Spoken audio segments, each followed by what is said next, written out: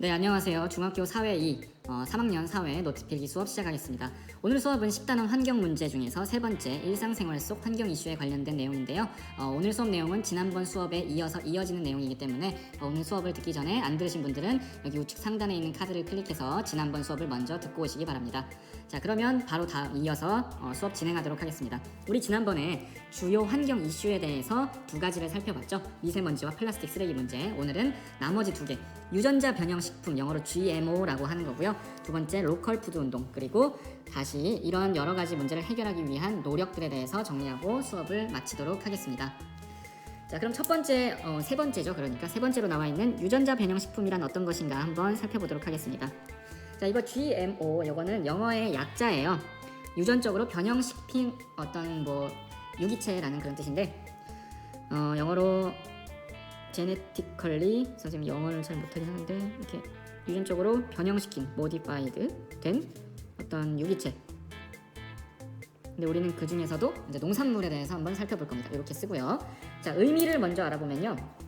원래 식물이나 이런 것들은 본래 가지고 있는 유전자들 있잖아요. 근데 우리가 과학기술이 엄청나게 발달하면서 그 눈에 보이지 않는 유전자를 조합하고 바꾸고 합치고 변형해서 우리 인간에게 편리하도록 농산물을 바꾸는 새로운 아예 전혀 다른 성질을 가지는 유전자를 가진 식품을 만들 수가 있다고 합니다. 유전자를 가진 식품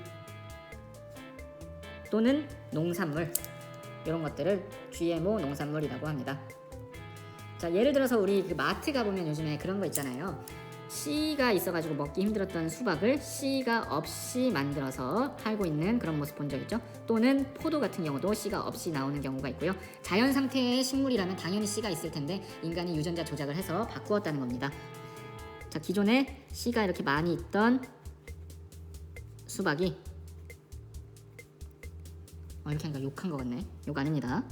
자, 이게 유전자 변형을 통해서 어떻게 바뀌었다? 아예 깔끔하게 사람들 먹기 편하게 하려고 씨가 없는 수박으로 이렇게 변형시켰다. 누가? 사람들이. 어떻게? 유전자 조작 기술을 가지고. 자, 요런 게 바로 GMO 농산물입니다. 자, 영향에 대해서 살펴볼게요. 영향은 크게 긍정적인 점과 부정적인 점 두 가지로 나눌 수가 있는데요. 이거에 따라서 사람들의 찬성과 반대가 아주 많이 갈린다고 하니까요. 여러분 잘 기억해 주세요. 이렇게 표를 한번 좀 그려보겠습니다. 이렇게 제목을 표시해 주시고요. 각각 3칸, 4칸 이렇게 표시를 한번 해보도록 하겠습니다. 먼저 GMO의 긍정적인 면을 강조하는 사람들은요, 이렇게 주장합니다. 유전자를 조작해서 씨 없는 수박만 만드는 게 아니라 그 농산물의 생산량을 획기적으로 늘릴 수가 있대요.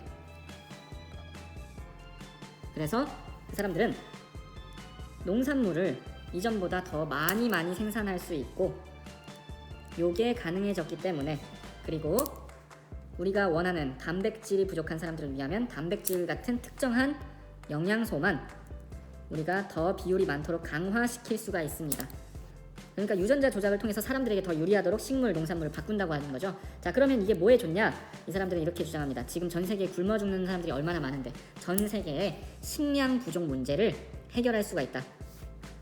왜?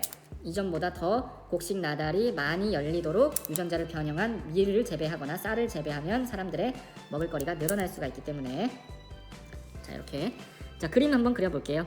자, 이전에 있던 밀이나 쌀 이렇게 있었는데 이게 GMO 과정을 거쳐서 변형되면 우리가 유전자를 조작해서 더 강한 커다란 많은 나달이 열리는, 그러니까 곡식 하나당 많은 나달이 열리는 약간 슈퍼밀로 우리가 개조할 수 있다, 이런 이야기입니다. 그러니까 당연히 부족한 사람들에게 식량을 더 줄 수 있지 않냐라는 주장이 첫 번째 있고요.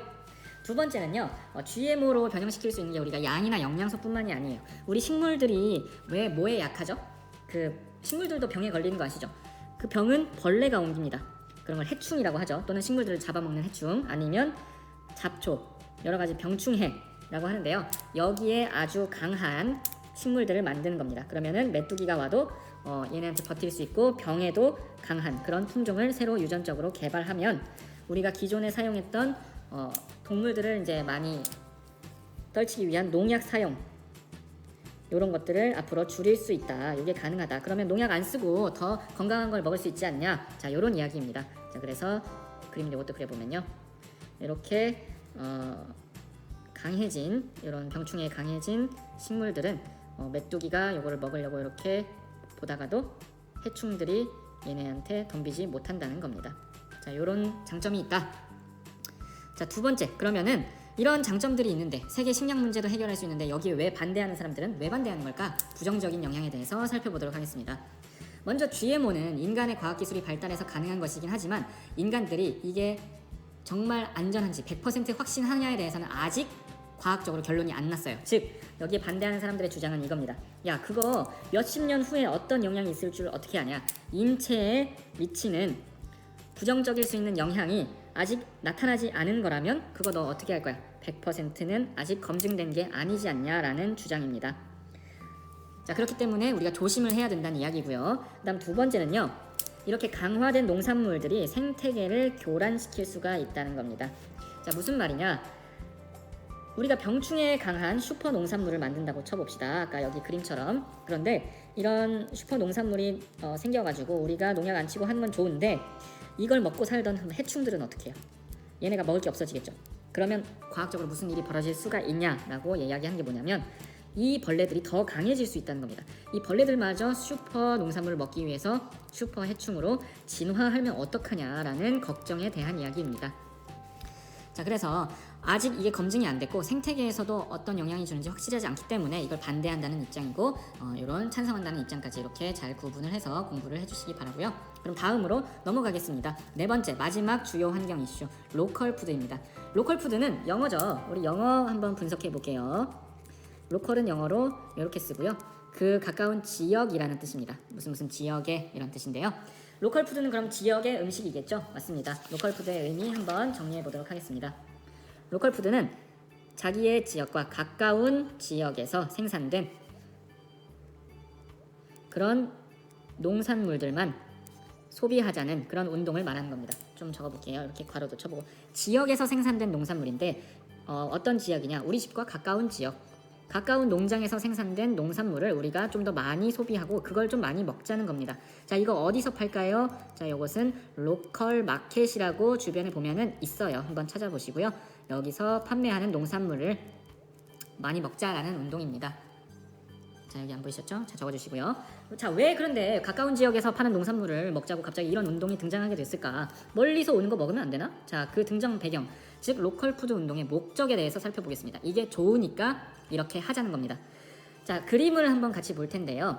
필리핀에서 유명한 바나나나 오렌지가 우리나라로 오려면 어떤 과정을 거쳐야 될까요? 먼저 그 나라 필리핀에서 트럭을 타고 트럭에 실린 오렌지들이 쭉쭉쭉 이동을 하겠죠. 그리고 필리핀에서 우리나라로 비행기나 배를 타고 우리나라로 올 겁니다. 아마 신선식품이기 때문에 아마 냉장선이나 그런 걸 타고 올 텐데 중요한 건 이 과정에서 트럭이 이동하는 거리가 아주 짧은 동네 거리가 아니라는 거죠. 그러면 얘가 내뿜는 이 나쁜 배기가스가 생기게 된다는 겁니다. 자, 이런 게 나쁜 게 생기고요. 그 다음에 뿐만 아니라 비행기가 내뿜는 배기가스도 엄청나다고 합니다.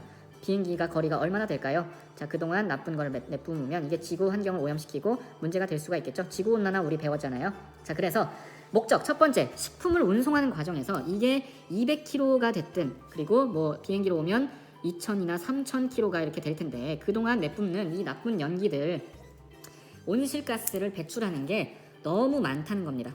그래서 우리가 가까운 데 있는 걸 먹으면 온실가스를 배출하는 이런 운송 과정을 줄이니까 이거를 없앨 수 있지 않을까라는 목적에서 시작을 하게 된 겁니다. 자, 그리고 두 번째는요.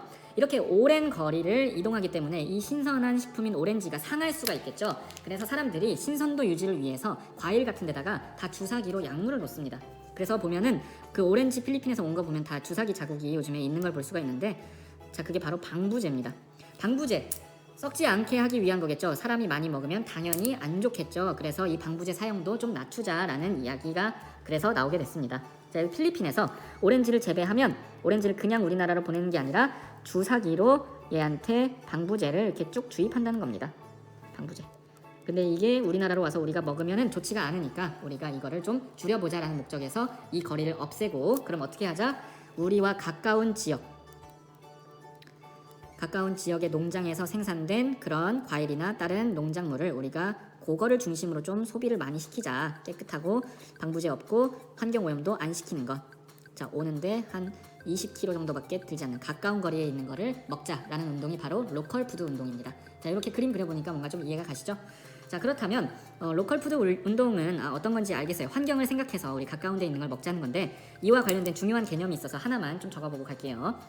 자, 푸드 마일리지라는 게 있습니다. 음식인데 마일리지는 뭐 적립금 같은 거잖아요. 근데 이게 뭐냐면 안 좋은 거예요. 결론부터 말하면 식품이 이동한 거리가 있어요. 예를 들어서 해외에서 우리나라까지 오는데 총 이 정도 거리가 걸렸다면 총 3,200kg가 될까요? 예를 들어서 그러면 이 3,200kg에 이 제품의 무게를 곱하는 겁니다. 그러면 이게 얼마나 멀리서 무겁고 많은 걸 싣기 위해서 이 나쁜 온실가스가 발생했냐, 요거를 측정해주는 지표가 된다는 겁니다. 즉, 이 운송 과정에서 나온 이런 나쁜 배기가스들을 푸드 마일리지라는 개념을 통해서 우리가 파악을 해볼 수가 있다는 겁니다. 즉, 온실가스를 얼마나 배출했는지 이 오렌지 하나가 그거를 표시하는 거라고 보면 되는데요. 이 푸드 마일리지는 간단하게 정리해보면 푸드 마일리지가 높아지면 안 좋은 거라고 했죠. 온실가스가 그만큼 많이 배출되게 되겠죠. 그리고 또 어떻게 될까요? 방부제 사용도 많이 늘어나게 되겠죠. 오랜 거리를 온다는 뜻이니까. 그러면 우리에게 미치는 환경적인 나쁜 점은 점점 심해질 겁니다. 자, 이렇게 환경은 악화가 되겠죠.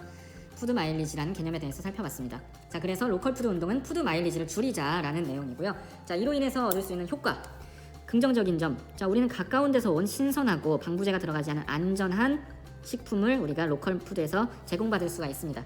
그리고요, 우리는 음식물을 먹으면서 우리가 지구를 지켰다는 자부심을 가질 수가 있습니다. 온실가스 배출을 줄일 수가 있고요. 왜냐하면 가까운 데서 오는 만큼 배기가스가 안 나올 테니까요. 그리고 지역 경제에서 농부들이 지은 거를 우리가 직접 소비를 해주면 우리 지역 가까운 데 있는 지역의 농민들에게 더 많은 소득을 가져다 줄 수가 있습니다. 이런 장점들 때문에 우리 가까운 데서 나는 농산물 먹자라고 운동을 벌이는 게 바로 로컬 푸드 운동이다. 기억해 주시기 바랍니다. 자, 그러면은 마지막으로 지금까지 봤던 여러 가지 환경 문제들을 해결하기 위해서 어떤 노력들을 해야 할지 간단하게 두 가지만 살펴볼 텐데요. 첫 번째는 요겁니다.